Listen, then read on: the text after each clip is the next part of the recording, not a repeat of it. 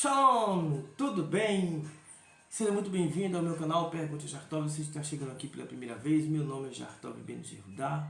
Fique à vontade, eu sou judeu, praticante da Torá e professor de hebraico moderno e bíblico. E hoje você está no terceiro vídeo sobre textos sobre anjos que aumentarão a sua fé. Acredito eu que os dois primeiros, se você não viu, vá ver, dê uma olhada lá.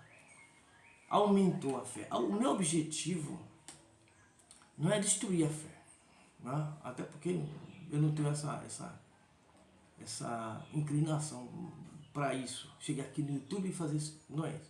Direcionar, fazer com que as pessoas que acreditam em anjos, né, que é normal, eu também acredito em seres superiores, tal, já mostrei em vários vídeos aqui, entenda as questões relativas a eles e direcione sua fé para o ser certo, né, para o eterno. E entenda cada caso que acontece na Escritura. Se você ver o primeiro vídeo, que tem a ver com os Juízes, capítulo 13, você vai entender também essas questões de palavras. E aqui nesse texto que vamos ver agora, também tem questões de palavras, e aí vamos tirar as lições necessárias desse texto muito conhecido que está em 1 Crônicas. 1 Crônicas, abre aí sua Bíblia. Capítulo 21. Capítulo 21. É um texto conhecido no versículo 15. Lemos o versículo 15. Em português, se a sua versão tiver diferente, você pode colocar aí nos comentários, quando acabar esse vídeo. Em português, na minha versão da Sefer, essa da capa verde, está escrita dessa forma. E Deus mandou um anjo a Jerusalém para destruí-la. Mas, estando ele prestes a destruí-la, o Eterno olhou e se arrependeu daquele mal. E disse ao anjo destruidor: basta, retira a tua mão agora.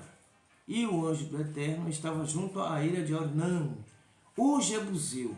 Então primeiro aparece a palavra Deus, depois anjo, depois eterno.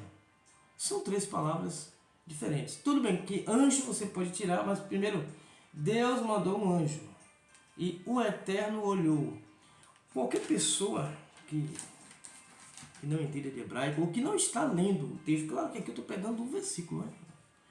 Que não entenda os termos hebraicos, principalmente as pessoas que não pegam a raiz da palavra Elohim, que se inicia lá no Egito, não sabe que existe uma diferença e acha que a palavra Elohim se refere ao Eterno. Não se refere. Não se refere.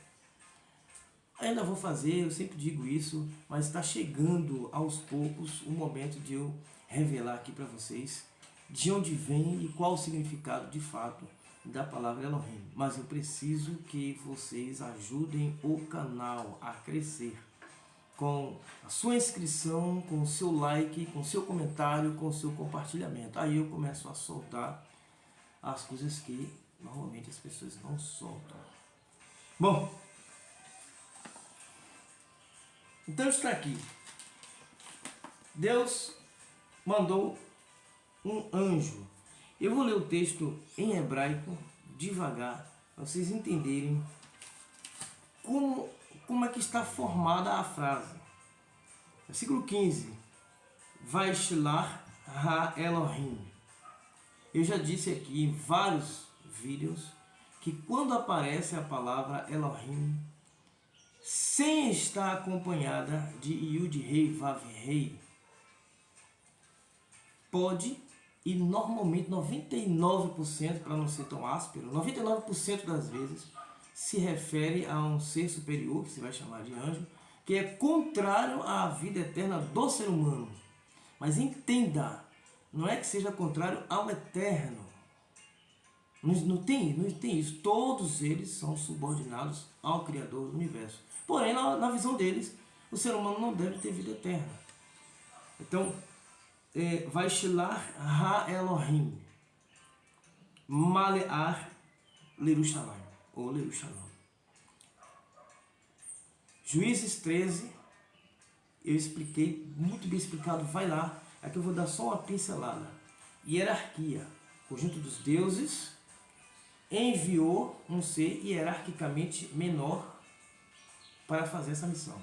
Esse ser enviado é chamado de Malar. A palavra Malar significa mensageiro. Por isso que em alguns textos, você que está lendo em português, em alguns textos você não vai perceber que a palavra se refere a alguém que foi enviado. Porque a tradução será mensageiro, tá? Então fica muito vago a tradução. Para quem está lendo em hebraico, a expressão Ha Elohim Malear é literalmente conjunto dos deuses enviou alguém dentre eles. E a prova disso é que na sequência do texto, e o anjo do Eterno estava junto à ilha de Ornã. O anjo do Eterno. Aqui.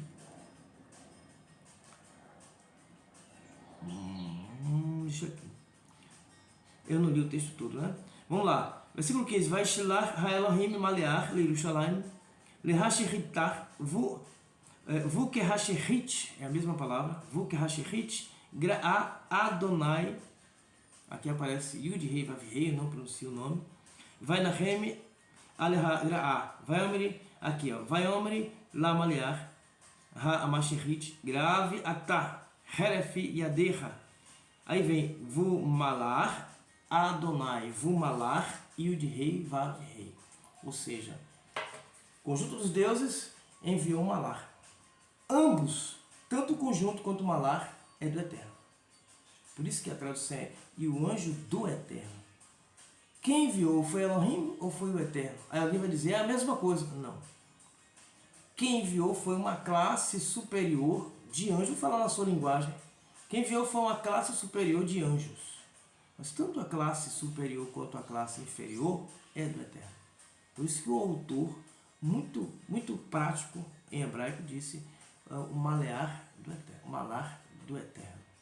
Tá? Então são coisas absolutamente distintas. Aqui eu já vou soltando aos poucos a questão da série que eu vou fazer um dia sobre isso. E David, versículo 16, e David ergueu seus olhos e viu o anjo do Eterno. Versículo 16, Vaishá David, é David mesmo a pronúncia. Vaishá David et Einav, Vaiar et Malar Adonai. Malar Yud Rei Vav Rei. Aqui ele confirma que o Malar é do Eterno. Então, apesar de ter sido mandado por uma classe superior, é do Eterno. Então não existe essa ideia de anjo contrário ao Eterno. Não existe. Seres de bilhões e bilhões de anos de existência e de experiência, é óbvio que já aprenderam que não tem como ser contra o Eterno. Só o ser humano que ainda não aprendeu. O ser humano é o único ser que, além de viver pouco tempo, ainda não aprendeu que não tem como ser contra o Criador do Universo. Não é? E o pior é acreditar que existem seres com mais experiência do que nós que seja contra. É chamá-los de burro. Não tem como. Não pela sua experiência, você conhecer um Mike Tyson da vida e achar que pode ir contra ele. Você é burro. Você está entendendo? Então, seres de bilhões de anos de existência jamais fariam uma barbárie dessa. Mas vamos seguir o texto para a gente tirar a lição de David. E David ergueu seus olhos e viu o anjo do Eterno que estava entre a terra e o céu, entre a terra e a atmosfera, tendo na mão uma espada desembanhada estendida sobre Jerusalém. Então David e os anciãos, cobertos de sacos, se prostraram sobre seus rostos. Versículo 17, David disse a Deus, agora que tem uma observação. Versículo 17, vai David ha Elohim. No texto de 1 Crônicas 21, aparece Vaiomer David ha Elohim. No texto de 2 Samuel 24:16 aparece Vaiomer David aí vem Yud Rei Vav Rei. David falou, é por isso que as pessoas dizem que é a mesma coisa, não é? David falou ao Malar, no caso, ao conjunto dos deuses, ou falou diretamente com o Eterno? Se você prestar bem atenção, versículo 17. Versículo 17.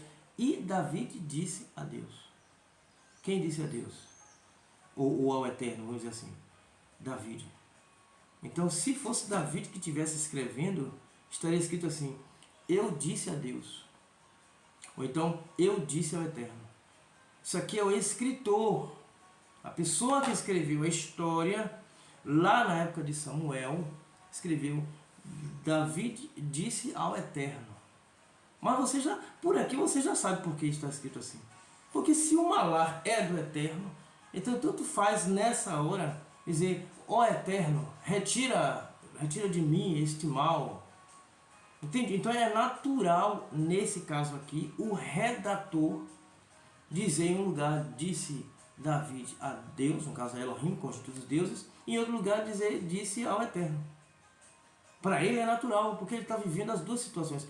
É como eu falei algumas vezes, uma coisa é nós hoje estarmos aqui sentados estudando.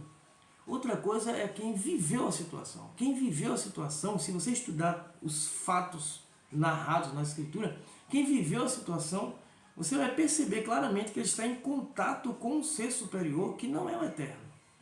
Um ser superior, que vai chamar de anjo, as pessoas viam e ofereciam comida. Lá para Abraão, eles sentaram debaixo de uma árvore e comeram. Me diga por que o Eterno precisaria comer alguma coisa. Me diz.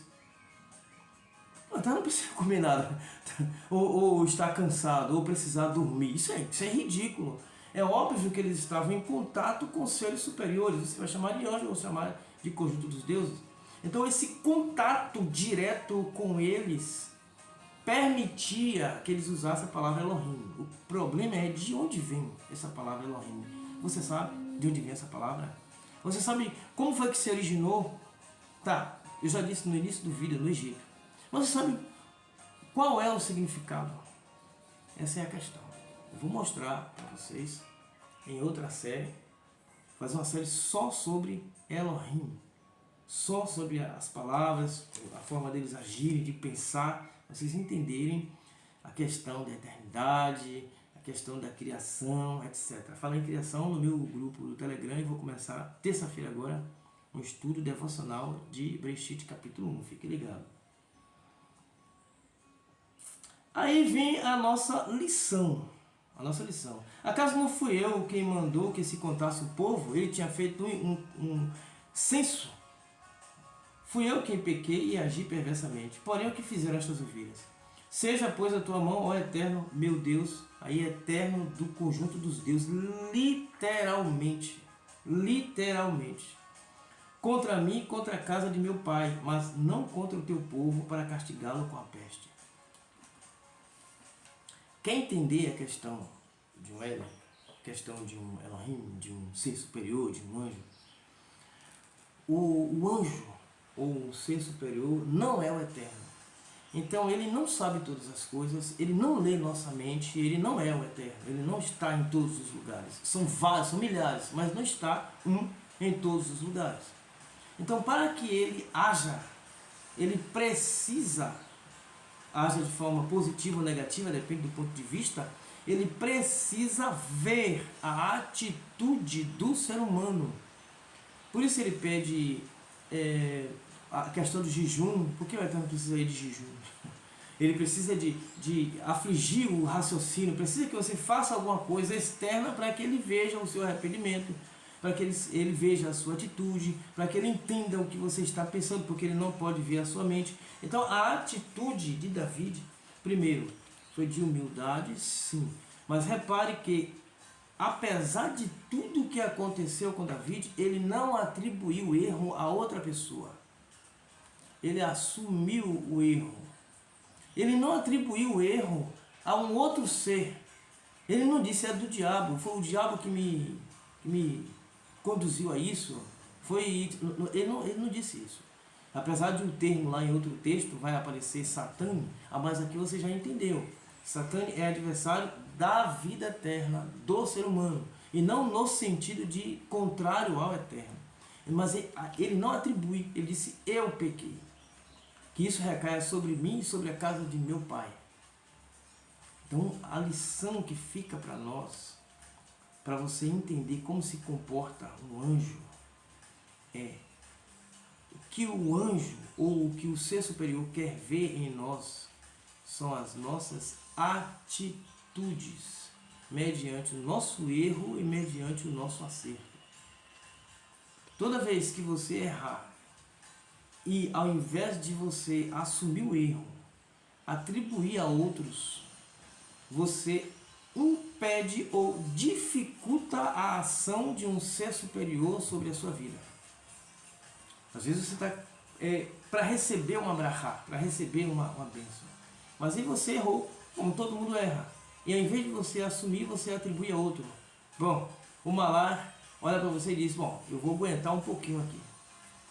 Vou aguentar um pouquinho. Era dele, ou era dela. Mas eu vou aguentar um pouquinho, porque ele não é capaz, ele não tem a capacidade intelectual, espiritual, como você queria dizer, de assumir os seus próprios erros. Então David foi uma pessoa com uma atitude espetacular, mandou fazer o censo sem autorização prévia. Ele faz uma consulta, alguém o repreende e mesmo assim ele continua, prevalece porque ele é o rei. O censo é feito e ele vai receber a punição. Mas o Eterno olha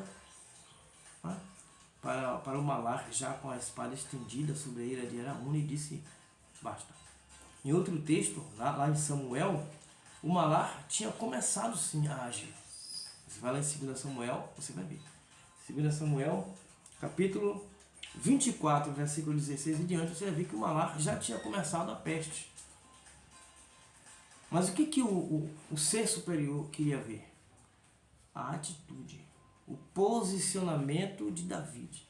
E olhe que esse posicionamento era de um rei que tinha passado por cima de um dos seus conselheiros mais próximos. Mas a atitude dele fez com que se revertesse a ação do malar e não causasse mais dano. Basta, retira agora a tua mão. Se você pega uma palavra dessa, basta, retira agora a sua mão, e entende que está acontecendo alguma coisa na sua vida e quer receber essa palavra, basta, retira agora a tua mão, qual será a sua atitude? Coloca aqui nos comentários. Eu gostaria muito de saber a sua opinião. Eu vou ficando por aqui, mas você, assim que terminar esse vídeo, não se esqueça, basta de não ser inscrito no canal. Basta de você ver vídeos, tirar lições e não deixar o seu like. Então, assim, achava que eu não ia tirar essa lição também? Vou sim. Deixa o seu like, faça o seu comentário, olha, gostei. Ah, não gostei não, acho que você não sabe de nada. É um comentário. Shalom é um comentário. Não sei se você está sabendo, mas Shalom é um comentário. E compartilhe. Compartilhe com o máximo de pessoas que você conseguir. Está faltando o compartilhamento do público. Não é? E aí, nos veremos no próximo vídeo. Lembrando que nos comentários desse vídeo estará o link do meu grupo no Telegram. Lá você vai receber as instruções da comemoração que eu estou fazendo pelo canal ter atingido 400 inscritos. E lá, a partir de terça-feira, você vai começar a receber os estudos de Breshit capítulo 1. Está muito legal. Só basta você clicar no link que está aparecendo, que vai aparecer aí embaixo nos comentários. Agora sim, nos veremos no próximo vídeo. Shalom!